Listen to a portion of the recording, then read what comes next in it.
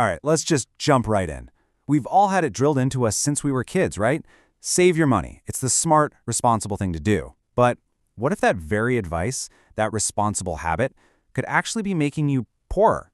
Yeah, you heard me right. That's exactly what we're going to unpack today. You know, my grandfather once told me, whatever you do, don't just save money. Now, coming from his generation, that sounded completely nuts. I mean, they were all about saving. It made absolutely zero sense to me, until he told me a story that changed how I see everything. And that really brings up a big question for all of us. I want you to think about the money you've worked so hard for, the cash you've carefully put aside. Is that nest egg sitting in a savings account or wherever? Is it possible it's actually losing its power day by day? Well, let's find out. To understand this, we need to go to a small village, where our story begins with a man who, well, let's just say he was a bit of a dreamer.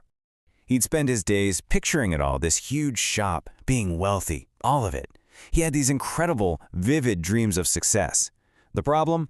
While he was dreaming, his wife was the one actually running the house, making sure everything worked. His dreams are big, but his action was, well, non-existent. But you know, reality has a funny way of hitting you when you least expect it. And for him, it came in the form of a quiet whisper. His own grandson, hungry and without a proper shirt, asking for a piece of bread. That simple, heartbreaking question just completely shattered his fantasy world. He realized, right then and there, that dreams don't put food on the table. Something had to change. And oh, did he change? He came up with a plan, a really simple plan, based on pure grit and sacrifice.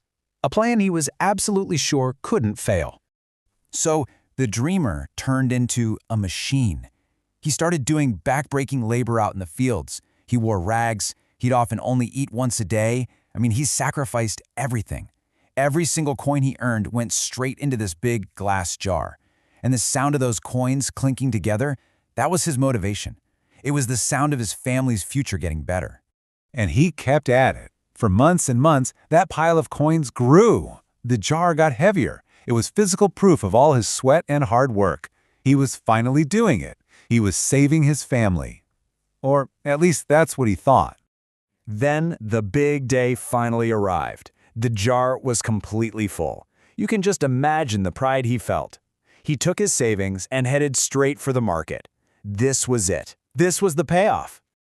His mission was clear: buy 3 huge sacks of wheat, enough to make sure his grandson would never be hungry again. This was the whole point of all that sacrifice. But when he proudly poured out his coins, the shopkeeper just shook his head. And in that one moment, the man's entire plan collided with a brutal, cold reality. The money he was so sure would buy 3 sacks of wheat could now only buy 1.5. Half of its value had just disappeared. See, the shopkeeper explained it to him. While his money was sitting there, sleeping in that jar, the world kept moving. Prices went up. The cost of everything rose. There's this invisible force called inflation, and it had been silently eating away his savings the whole time. The man was just crushed. He went home, not as a dreamer anymore, but as a man whose dream had been stolen by something he didn't even understand. But this time was different. This time, he wasn't just daydreaming. He was actually looking at the world around him. And that's when he noticed something. It was so simple. A neighbor just walked by carrying a basket of eggs. But for some reason, seeing that sparked an incredible idea. He finally understood his mistake. He shouldn't let his money sleep. He had to put it to work. So, with what little money he had left, he tried a completely new strategy. He bought a couple of chickens. Those chickens laid eggs, the family ate some of the eggs, and he sold the rest. Now here is the absolute key. He didn't put the money he made into the jar. No, he used it to buy more chickens. He created this little engine of growth. And you can guess what happened. A few chickens became a small flock, then a bigger one. His grandson, no longer hungry, started joking that they had their own egg factory. They didn't just have enough food to eat, they had a growing business. It was a total game changer. So what does this old story have to do with us and our money today? Well, that lesson the old man learned is maybe more important now than it's ever been.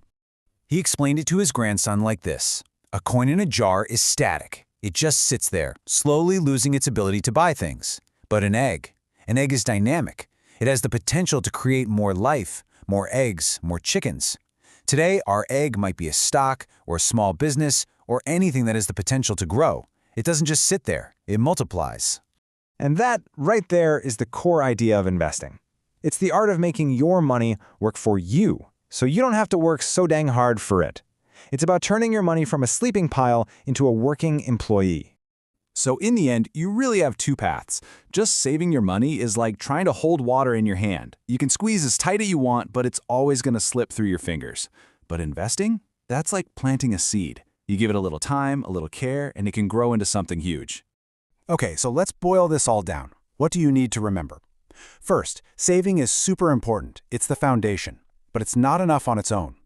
Second, inflation is real, and it is silently stealing the value of your cash.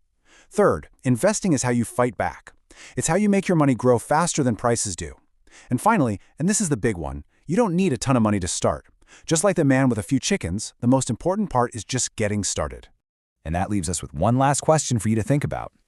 When you look at your own finances, is your money sleeping in a modern version of that glass jar, maybe a savings account earning next to nothing? Or is it out there working for you, planted like a seed with a real chance to grow? Only you can answer that.